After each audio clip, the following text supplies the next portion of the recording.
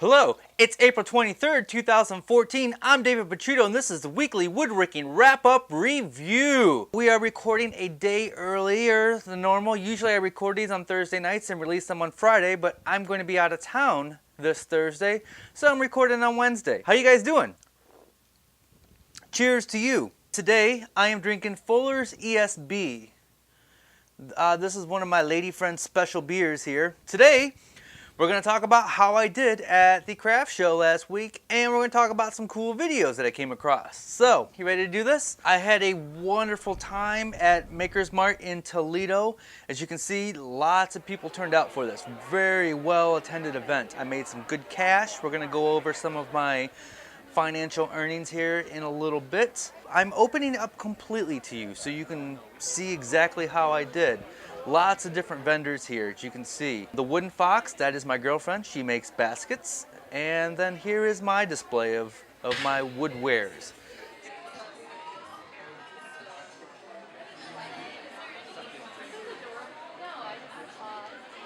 And I'm very pleased with the turnout, especially since usually the fall ones do better because people are buying Christmas gifts for their loved ones. And this is in the spring. So let's go over what I sold. I'm sure you're very curious. I'm sure you want to know how much money I made and what sold and what didn't sell. I sold 4 pens at 25 bucks a piece, totaling $100. I also sold 2 turned pencils at 25 bucks a piece for 50 bucks. Pencil holders, like this here. I sold 2 pencil holders at $20 a piece for a total of 40 bucks and 1 artist pencil holder for 20 bucks. This is the first time I made and sold these little succulent planters. I sold 5 of these at 30 bucks a piece, totaling 150. And then I also had a large one that held 3 of them for 50 bucks, and I sold 1 of those. I sold 2 Ohio wall hangings for 50 bucks, totaling $100. This wine display, this little wood guy here, I sold 6 of these for $20, totaling 120 bucks. 1 clipboard at 20 bucks, and then 1 cutting board for 50 bucks. That brings my total to $700 in sales. Not bad for a spring show. $370 was in cash. $330 was in credit and debit cards. Completely opening myself up to you. I'm letting you know all the details. I don't know that a lot of people actually give you the financial details of how they do. And that's how I did. Some disappointments. I did not sell a single bandsaw box, and I kind of expected that. So that's a disappointment. People don't want to pay $100 for a bandsaw box. My local art supply dealer asked me to make some clipboards. I made 6 of them and only sold 1. The rest is going to the art supply depot, and they're going to sell them for me. Disappointed that I only sold 1 of those. The cutting board, I only sold 1 cutting board for 50 bucks. 50 bucks is pretty cheap for a well done cutting board, so disappointed I only sold 1 of those. This guy, this is the big wall hanging art piece. It says 419, that's our area code, in the shape of Ohio. I had this price tagged at 150 bucks. Didn't sell. It wasn't an art show, it was a craft show, so I kind of expected it to not sell, but I was really hoping it would. I'm pretty sure I'll be able to move this. I'll post it on my Facebooks and I'll put it on Etsy, and I'm sure somebody local here will buy it, and maybe even one of the local stores will sell it on consignment for me. A little disappointed this guy did not sell. I think I did well. I hope you guys got a lot of good information from the last show and from this show. If you didn't see last week I gave you a ton of tips on setting up for the show and what you need to know and what to expect. There you go. Drinks to everybody.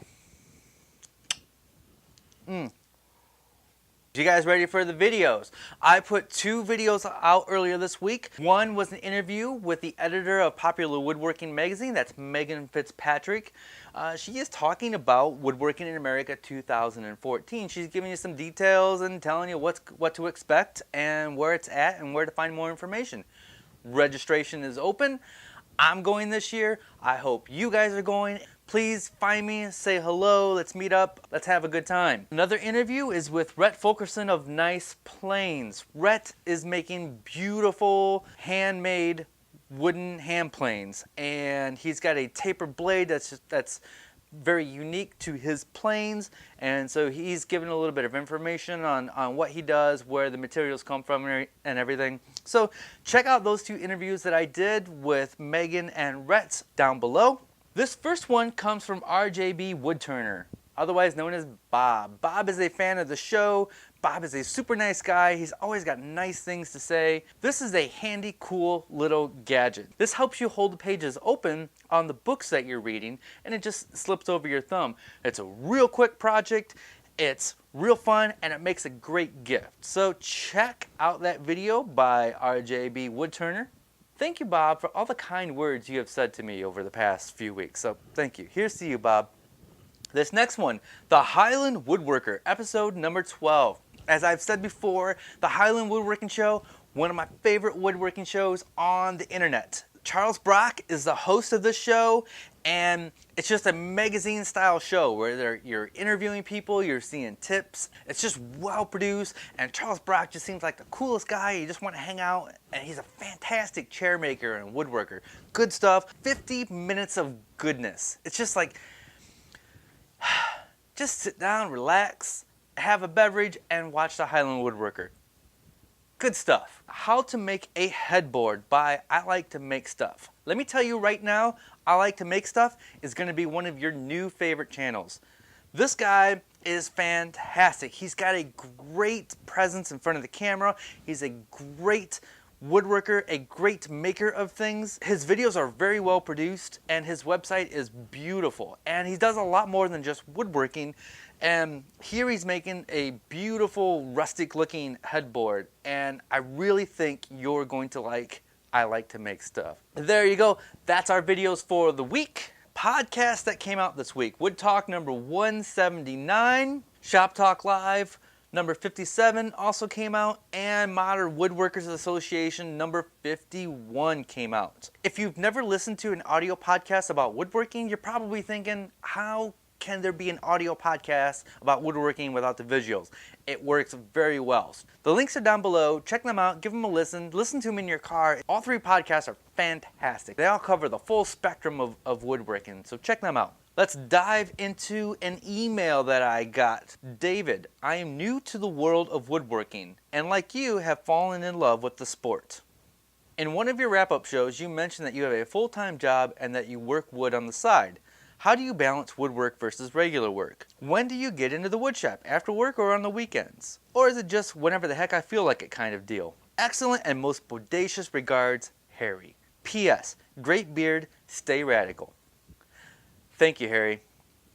My beard's doing well. Actually, we're going to shave off the beard next week on the show. That's going to be fun. We're going to do it live.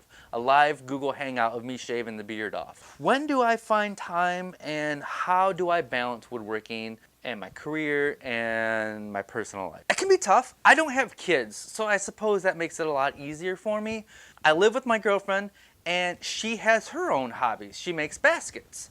And I think if your loved one also has a hobby, it's a great time for you to separate and go do your own thing. I do most of my woodworking probably after work during the week. I come home and sometimes I head right into the shop. If you're trying to balance family and your career and your hobbies, I think it helps if you plan things out. Like this week, I know I have to work 40, 50 hours. I want to spend a few hours in the shop. So I know that maybe Tuesday I'm going to go and cut some boards. And maybe Thursday I'm going to do some assembly or whatever. If you plan out what you're going to do, it makes it a lot easier. And then you can plan family events, you know, a dinner or a trip to the park or whatever. I find when you just go into your shop without a plan, you spend a lot of time just looking around and you're not very productive. So if you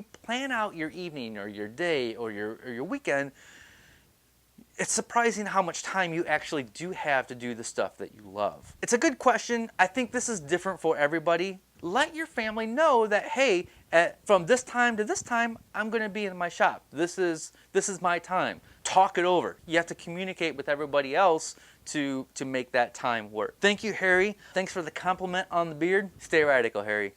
Here's to you. I wanted to show you this little graphic that William sent me. He made this fun little Good Stuff design. This comes from the Great Stuff spray insulation product. William, thank you for sending that to me. Send emails to david@drunkenwoodworker.com. If you're not a subscriber to this channel, please subscribe. It really helps when you share this on the Facebooks or the Twitters or wherever you hang out. That about wraps it up.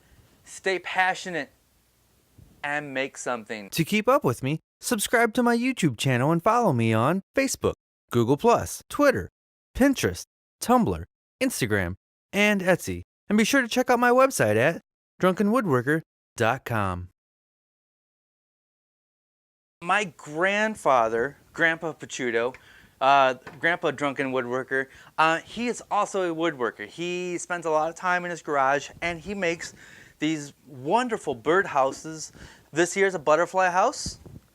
And then this other little bird house, he gave me this little ornamental birdhouse for your house. My grandpa is a big influence on me. A lot of what he makes, he donates to the church and they raffle that off. He also gives a lot of this stuff away to friends and family. And I just think it's so cool that my 93-year-old grandpa is still woodworking and still loves it just for the fun of it. He doesn't make any money off of it. He doesn't sell anything. He gives everything away. And he's just found something to do that keeps him busy and keeps his mind sharp. So I love my grandpa very much, and I hope to be like him someday when I get older. So I just wanted to share that. I do plan on going over to his shop here in the next couple weeks and doing a little biopic about him. I want to go over and film some stuff, show off his shop, and show off some of his work. So thank you for allowing me to share that with you. So Grandpa Pachuto, salute.